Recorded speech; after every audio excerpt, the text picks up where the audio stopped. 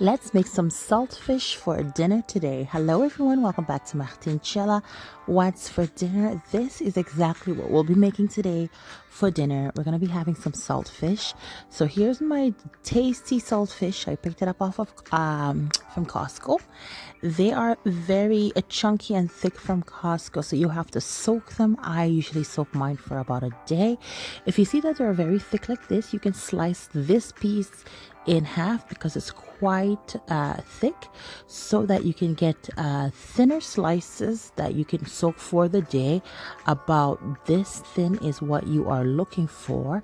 Because most of the pieces here were thick, I ended up leaving them to soak a little bit more, and I only worked with the ones that were thinner. Okay, so this is the thinness I like to work with, and not the thickness you saw before. The rest of it, I halved it, soaked it up to give it a little bit more time because I just felt that it wasn't ready. If you want to know if it's ready or not, just taste it.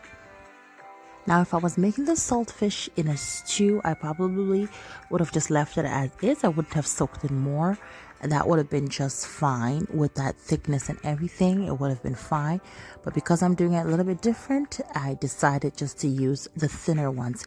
So I'm going to go ahead and get started. I'm just put some oil in there, whatever oil choice that you normally fry with. That is the oil to work with. And I'm going to fry up these pieces, a few of these pieces.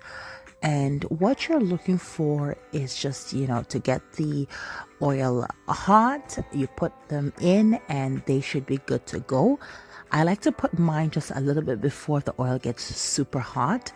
And when you see some of these bubbling in here like this, is simply because the water is kind of like draining out of it. And that is perfectly fine. You want to have your oil kind of catcher stopper right on top so that it doesn't jump on you as much. What you're looking for is that golden color. You don't want it too dark and too dried out.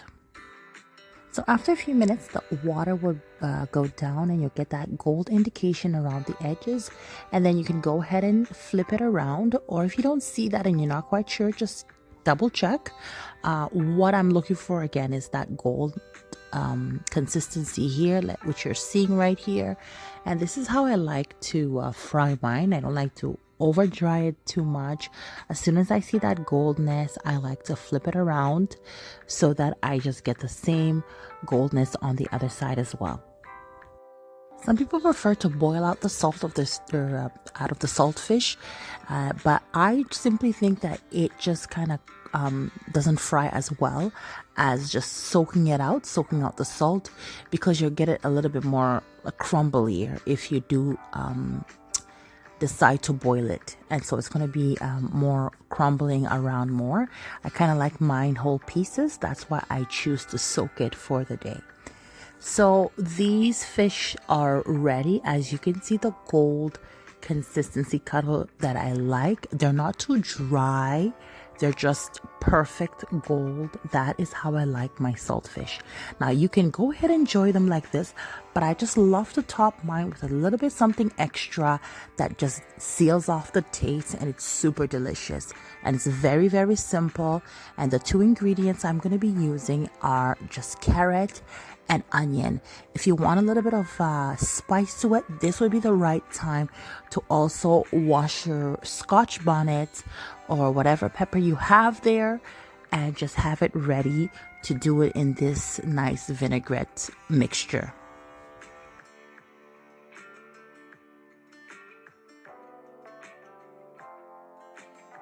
The carrots should not be too thick or super thin. They should just be right. And the onions, cut them however you'd like, but I do notice a lot of people like to cut them in circles just for that aesthetic decor look when you are serving, which is much prettier. But I didn't go for that. I just took half and cut it these in this way, and that's pretty much what I did.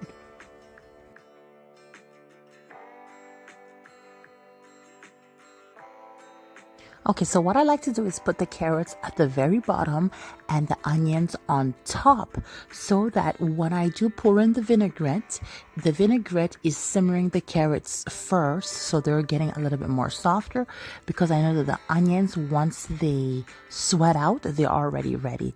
So just a little bit of vinaigrette, you want to bring that to a boil. It's not going to take long.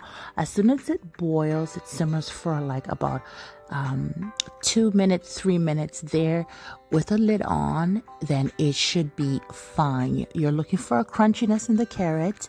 The onions, all you need is for the onions to sweat out, and this is perfect.